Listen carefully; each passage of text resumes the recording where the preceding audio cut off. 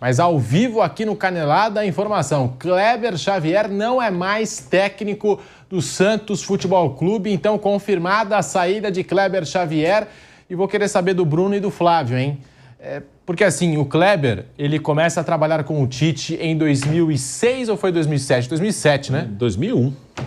Antes até, né? Porque em 2000 teve aquela passagem do Tite pelo Palmeiras ainda, e os dois trabalharam juntos, e o Kleber como auxiliar do Tite, e desde então, né, o Kleber acompanhou o Tite até o Flamengo, no ano passado. Agora, a carreira solo, o primeiro trabalho dele assim, sem o Tite, mas com a comissão, né, toda do Tite, que acompanhou ele no Santos.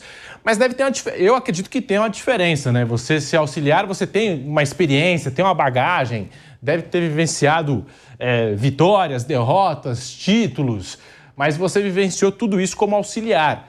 Agora, como técnico, você tomando decisões, eu acho que deve ter, a gente que não é da bola, necessariamente falando, né? Deve ter sim uma diferença. E aí o Kleber Xavier, no primeiro trabalho dele, demitido do Santos. Com certeza é uma outra função. O Kleber é um cara super experiente. Ele passou por 2 Copas do Mundo, por títulos no Corinthians, por exemplo, por derrotas, por demissões junto com o Tite, com a comissão técnica. E agora é ele que é o que toma as decisões finais, né? Trabalhando com a mesma comissão que trabalhava com o Tite. Assim, claro, ele não tinha como ele permanecer, até porque se ele permanecesse ele não ia conseguir trabalhar com um mínimo de tranquilidade. Então, nem para ele faria sentido permanecer depois de tomar 6-0, porque não ia ter sossego, né? Então não adianta, né? Não adianta permanecer para ser xingado todo jogo, para não conseguir trabalhar em paz. O Santos vai atrás de outro treinador. O jogo de hoje é totalmente atípico, mas assim, a saída de um técnico do Santos não é uma grande novidade. Ano passado o Carille conseguiu ficar o ano todo, que foi um ano de Série B, né? O Santos só jogou Paulista e a Série B, e o Santos fez um bom Paulista. Depois na Série B ele foi campeão, subiu, mas o Carille foi muito xingado também durante a Série B. E nos outros anos ninguém consegue permanecer. Teve ano que o Santos teve 3, 4 técnicos. Então o jogo de hoje, 6-0 totalmente atípico, eu nem esperava que o Kleber permaneceria. Se o Santos não tirasse, acho que ele pediria para sair mesmo, porque não ia ter mais condição de trabalhar. Mas no Santos é muito difícil trabalhar nos últimos tempos, que é um time grande, de tradição, de história, vem de um rebaixamento recente, mas é um time que está cheio de problemas, tá? O Santos, o rebaixamento não aconteceu só em 2023, né? Ele vinha sendo ensaiado há um tempo, né? 21, 22, já não foram boas campanhas. O Santos chegou a ficar 3 anos sem chegar nem no mata-mata do Paulista, por exemplo. Na campanha de 2023 teve esse 7-1 para o Internacional, que foi lembrado. Então, o Kleber é mais um que passa e não dá para saber se o próximo que vai chegar, que eu não sei quem vai terminar o ano. Vai tentar aí alguma coisa e o objetivo, claro, é somar ponto para não cair. Flávio Prado. Bom, antes de mais nada, até para ser coerente, quando o Marcelo Teixeira criou essa ideia do Kleber e a comissão do Tite, eu achei uma ideia muito boa, muito válida. Eu acho que a ideia não era ruim. Agora, o problema é que o Santos ele criou uma expectativa irreal, né? O São Paulo veio, fez um trabalho muito bom, o Santos foi segundo colocado, num ano onde o Flamengo teve uma campanha absurda, senão teria sido campeão, e foi só aquilo. Depois disso, o Santos hoje é um time da parte de baixo da tabela. Então, cria-se uma expectativa maior do que o possível de fazer. E quando a pessoa está começando o trabalho, a cobrança é maior ainda, então fica muito complicado. Então eu espero que o Kleber tenha outras oportunidades, embora seja muito difícil, porque se ele tivesse sotaque português era mais fácil, né? Vide Antônio Oliveira, que está fazendo bobagem no futebol brasileiro há uns 4, 5 anos e sempre está em algum lugar. Agora ficou insustentável, por tudo que já foi dito aqui e tal. E é preciso também que se coloque as coisas nos seus devidos lugares. É preciso que em algum momento se diga exatamente aquilo que o Santos pode fazer. Porque cria-se uma irrealidade. O Santos do Pelé não existe mais, o Santos do Robinho e do Diego não existe mais. O próprio Santos do Neymar, com o Dorival Júnior, também não existe mais. Hoje o Santos é um time que briga com limitações financeiras, técnicas, com todas as dificuldades que uma equipe sem uma estrutura financeira passa no Brasil. Então hoje o Santos é diferente, o Corinthians é diferente, o São Paulo é diferente, e é muito importante que se fale a respeito disso claramente. Quando você tenta viver de um passado glorioso, espetacular, como se ele ainda existisse, fica muito complicado. Você vende para a torcida uma ilusão que é uma irrealidade. De novo, 6-0 não é normal. Mas o Santos perder do Vasco é normal. Porque eles são times do mesmo nível. Lá e cá, sabe, 2-1 lá, 1-0 aqui, né? Eles são mais ou menos do mesmo nível. O Vasco é outro time que precisa cair nesse choque de gestão. Olha, a coisa hoje mudou, hoje é tudo muito diferente. Hoje o Corinthians não consegue segurar um garoto quando o Bahia faz um assédio. Então, realmente mudaram as coisas. E é muito difícil para as pessoas admitirem que precisa haver uma mudança radical e criar novas expectativas diferentes. O Santos terá um ano vitorioso, 6-0 a parte, se ele não cair. Que é o que ele pode querer. Talvez conseguisse um campeonatinho paulista, com um pouquinho de sorte uma Copa, mas não dá para você esperar muito mais que isso. Não tem dinheiro, não tem estrutura. Como é que você vai brigar com o Flamengo? Como é que você vai brigar com o Palmeiras? O banco do Palmeiras, o banco do Flamengo, olha o Palmeiras, os investimentos. Flamengo, 300 e tantos milhões, o Palmeiras, mais de 500 milhões. Como é que você vai brigar com isso? É dinheiro, é questão de profissional. O profissional com mais estrutura ele vai trabalhar melhor.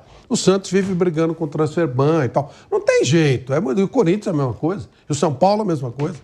Então, esses times eles precisam trazer uma realidade.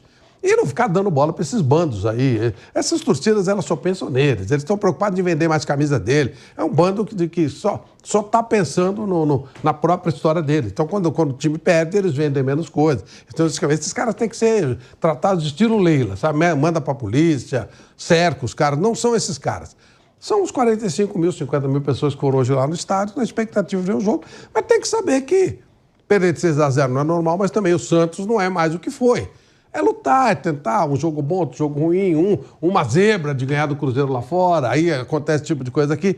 Falta colocar para os clubes do Brasil o que cada um pode fazer.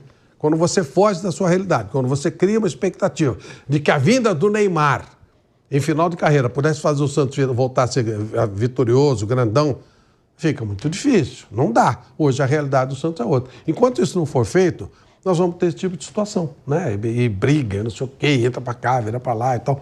E dá trela para a torcida uniformizada. Também é um negócio que tem que acabar, tem que ser tratado como eles são. Eles agem de maneira marginal, tem que ser tratado como alguém que age de maneira marginal. Mete a polícia nos caras e acabou. Não tem muito que dar trela. Isso só serve para piorar a situação. Os jogadores perderam 6-0, cabeça quente, estão chateados. Eles perderam dinheiro, eles passaram vergonha, eles vão passar para a história com essa derrota 6-0. E os palhaços lá fora ainda querem agredir os caras, como se eles gostassem de fazer isso.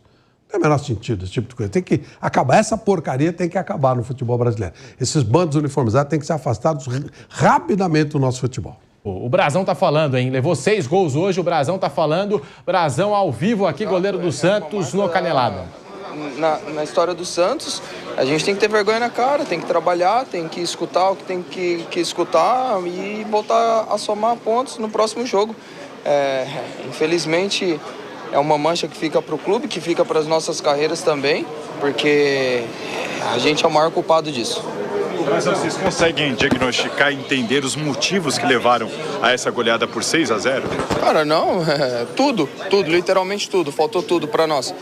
E como eu disse, vai ficar marcado na nossa carreira e negativamente, e voltar a trabalhar, pedir perdão para o torcedor santista, porque eles não mereceram, fizeram uma festa muito linda e a gente é o maior culpado, trabalhar, pedir perdão e escutar o que tem que ser escutado, que eles estão no direito deles e agora é continuar o trabalho. Domingo tem um outro jogo que é muito importante e a gente precisa somar o mais rápido possível novamente. Brazão, sei que é um momento delicado, mas você sofre essa goleada no momento que você recebeu a proposta do Flamengo, tem essa questão toda do Santos. Como é que você recebe isso tudo?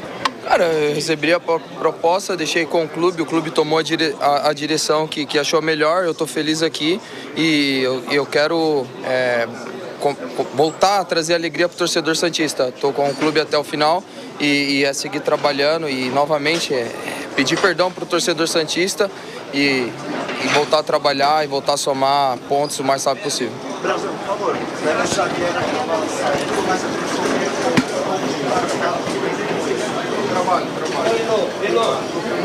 Aí o Brazão, hein? Gabriel Brazão, goleiro do Santos, levou 6 gols do Vasco da Gama hoje. Falando, o elenco do Santos tem que ter vergonha na cara, disse Gabriel Brazão. E pediu perdão ao torcedor, Flávio. Ridículo, isso é um absurdo. Primeiro, quer dizer que eles jogaram sem vergonha. Eles não tiveram vergonha na cara, eles perderam o jogo. Eles jogaram, lutaram e perderam o jogo. Pediu perdão por quê? Mataram alguém, deram algum tiro em alguém? Eu adorei quando uma vez perguntaram pro maluco lá do Botafogo. Textor? Não, o cabeludo lá, o que jogava. Louco Abreu. Louco Abreu. Perguntaram pra ele, você não vai pedir perdão por ter pedido perdão? Porque eu matei alguém, deu tiro em alguém? Ele errou uma jogada, errou um pênalti. O Textor é meio maluco, né? Não, o Textor é mais que maluco, né? O Textor era um caso mais grave. O Louco Abreu era só louco.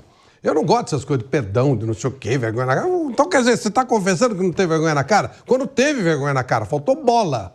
Foi um caso excepcional. Pedir desculpa para a torcida? Pedir desculpa por quê? Os caras que entregaram o jogo, fizeram sacanagem? Isso é uma palhaçada. Isso é eu acho péssimo isso. É péssimo. claro que nenhuma palavra, nesse momento, vai confortar o torcedor do Santos. O torcedor do Santos está pé da vida, com razão, e vai continuar. Ser gozado a noite inteira, assim, amanhã também. O que o Brazão falou, e com todo respeito, o que o Neymar falou, nada disso vai alterar o que lógico que aconteceu. não, lógico que não. Nada vai alterar o que aconteceu. Mas eu acho que o jogador tem personalidade, né? Para levar 6 gols no jogo, chegar numa zona mista. Isso eu acho legal. O Neymar também tem personalidade. Parabéns a eles, claro. Porque tem muito jogador nesse momento, muita estrela, que quando leva a goleada, às vezes não precisa nem levar a goleada, perde um jogo, sai pela porta do fundo. A maioria fina. O time do Santos está mostrando mais um motivo para não ter que pedir perdão nenhum. Estão mostrando que fibra. Foram lá, o garoto foi lá, tomou 6 gols. Não, eu tô aqui, perdemos, fomos mal. Eu não gosto desse negócio de perdão. Que perdão, cara? Não matou ninguém. Ele tá fazendo o trabalho dele, foi mal. Sabe qual foi o mal prejudicado? Ele, não o torcedor. Nem o torcedor perdeu nada com isso. Ficou com raiva, ficou com bronca. Então, quem perdeu. Termo de carreira, daqui a 20 anos vão falar desse jogo. O goleiro do Brazão, né? Pô, aquele dia o Neymar. É esses caras que perderam. O torcedor não perdeu nada. Quando o Brasil perdeu de 7-1 da Alemanha, alguém perdeu alguma coisa? Só os jogadores. Cara, eu não perdi nada, ninguém perdeu nada. Então, eu acho isso uma bobagem, umas frases feitas assim que eu não gosto, não. Eu acho isso... Mas parabéns aos jogadores do Santos que estão indo lá, estão encarando. É isso que tem que fazer. Mas perdeu, faz parte da vida, pô. Perdeu de 6, feio, papelão foi. E aí vai lá e encara. Olha, perdemos, foi um dia ruim, deu tudo errado e tal. Perdão, vergonha na cara. Lógico que teve vergonha na cara. Não teve? Não, o Santos entregou o jogo. Não, o Santos perdeu, foi derrotado. Vai fazer o quê?